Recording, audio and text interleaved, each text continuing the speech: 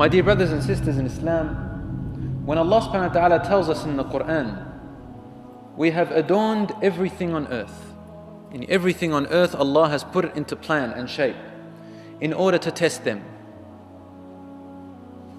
To test who? To test us, the human beings.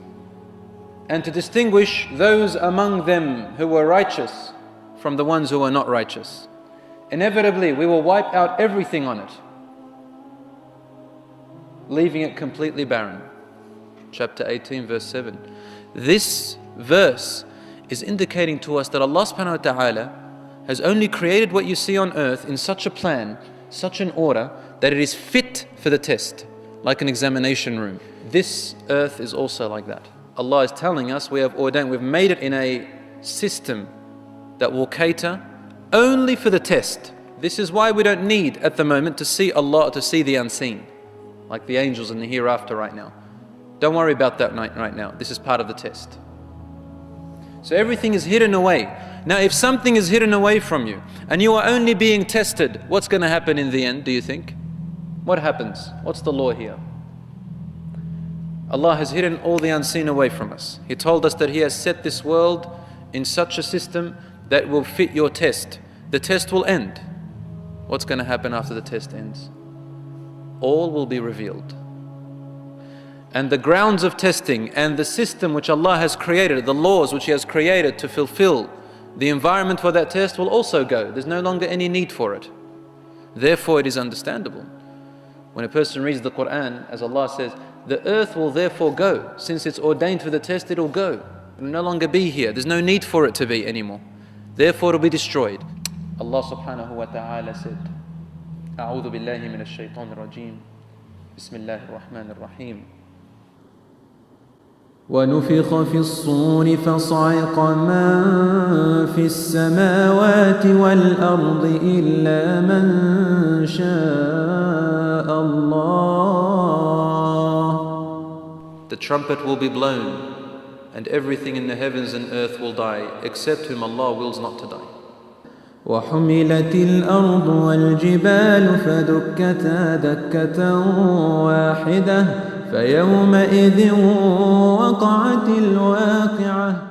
In Surah Al-Haqqa, when the trumpet is blown, the mountains, look at the description, the mountains and the earth, soil and other things that are on earth, rocks, mountains, will be carried off. Humilat, be carried upwards. And if you are living and can see it, see mountains losing gravity with earth, they're going upwards. فَدُكَّتَا دَكَّةً وَاحِدًا. They'll be crushed, like all at once, as though a hand lifts them up like that and then crushes it all at once, like one palm. It's like crushing something into the ground. That is the day when the inevitable event will come to pass. What is the inevitable event? The Day of Judgment. Allah calls it وَقَعَتِ الْوَاقِعَةِ. Al-Waqi'ah means a thing that will definitely happen. The whole world and all of us are working towards it. That's the end. Everyone is working towards that reality. It is the Day of Judgment, which will decide who will go where for eternity. And there's only two places: eternal happiness or eternal misery. Allah subhanahu wa ta'ala says in the Quran, إِذَا الشَّمْسُ كُوِّرَتْ. When the sun will lose its light, and when the stars will lose their position, will collide with one another, when the mountains will be made flat and equal in level. So the mountains are now different levels, right? So Allah says suyirat, means they're made leveled meaning with the ground. And when beasts or camels that are pregnant will drop their babies. The rumbling of the last hour is something great, enormous, huge, unbelievable.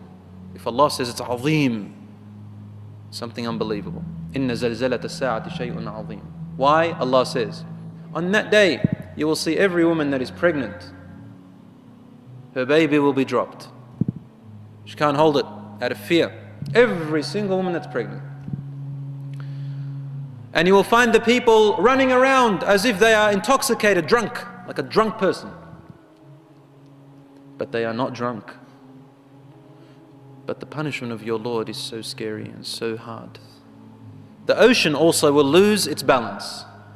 Imagine. And we all witnessed on television examples of the tsunami. That's only little examples. Allah tells us when the oceans really lose their balance. Big tsunamis. When you hear these things, mountains and earth lifted and crushed, the sun losing its light and power, the stars colliding with one another, this only tells you that there is a terrible imbalance happening in the universe, in the solar system, gravity, everything, as though everything is reversed. As though gravity is being lost and everything's being reversed. Allah subhanahu wa ta'ala also tells us, behold, when the eyesight is taken to shock like lightning, meaning everything is taken away before your eyes like lightning, and the sun and the moon are joined or eclipsed. Allahu A'lam, is this on earth or is this on the Day of Judgment? I'm not sure. But man will say, where are we going to run away to? There's no running away. Where are you going to run away? You had a veil in front of your eyes. You couldn't see the unseen.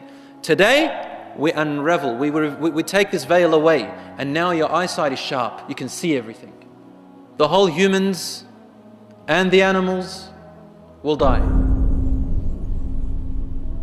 from the trumpet. Everything that hears the trumpet will die.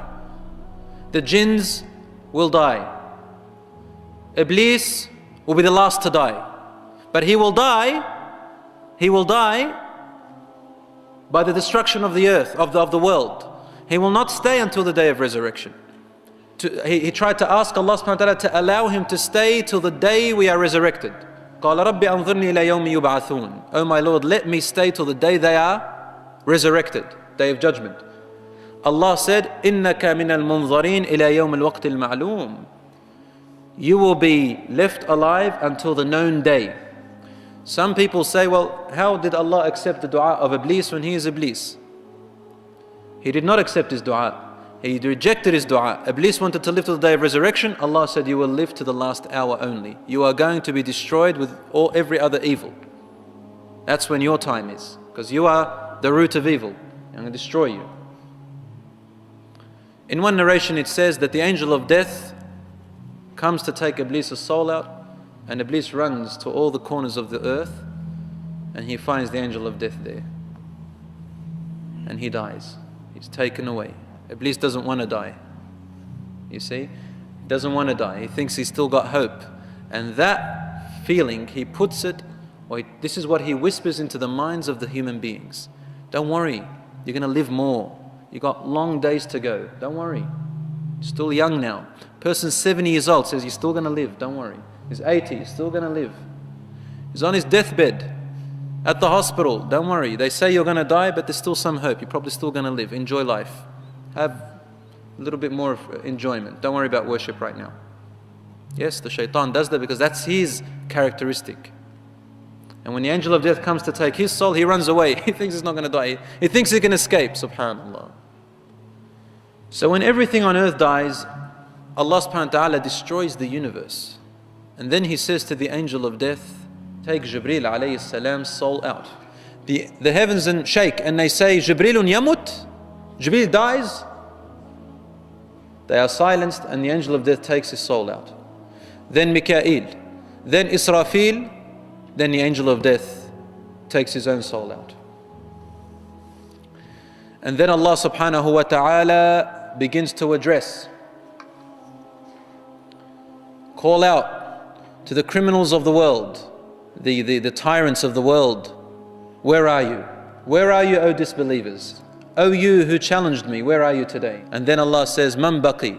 Man baqi? Who is left? Who is left? Lam yabqa illa ana. Lam yabqa illa ana. I am the only one left, there's nothing else but me. Ana Allah. Ana al-Qahhar, Ana al-Wahhab. I am the overpowering. I am Allah. I am the everlasting. I am the all-powerful. Ana al-Qawiyyu al-Majid. Ana Malikul Mulk. I am the king of all kings. At that point, Rasul ﷺ tells us that people stay dead for only Allah knows how long. Some hadiths say 40. The companions who narrate these hadiths say, we don't know, did he mean 40 days, 40 years, 40 months? Allahu A'lam. But they stay dead for 40. وَيَغْضِبُ رَبِّي غَضَبًا لَمْ يَغْضَبْ مِثْلَهُ قَطْ. Rasul ﷺ tells us that our Lord will be angry in such a state of anger which he has never been before. Allah is angry, but is not like our anger, in a manner that befits His Majesty subhanahu wa ta'ala. We do not deny these words, for He said them and the Prophet ﷺ said them. However, we cannot describe them. You know, when a father, وَلِلَّهِ الْمَثَلِ الْأَعْلَى, to Allah belongs the best of examples. We're not comparing Allah to humans, a'udhu billah. However, just to bring a metaphor to your mind, a father, out of his love for his son or daughter, when his son or daughter go wrong, they get angry. But this anger is not an anger of tyranny or oppression. It's an anger of love. It comes from love. Allah subhanahu wa ta'ala, He is compassionate and merciful with His servants. So why? Why do we worship someone other than Him? He says, "Oh my servant, I feed you, but you thank someone else. I clothe you, you thank someone else. You live on my earth and in my kingdom, and you worship someone else." Subhanallah. So Allah is angry. يَغْضِبُ غَضَمًا لَمْ يَغْضَبْ مِثْلَهُ قَطْ, as the Prophet ﷺ states. And then the day of true resurrection comes.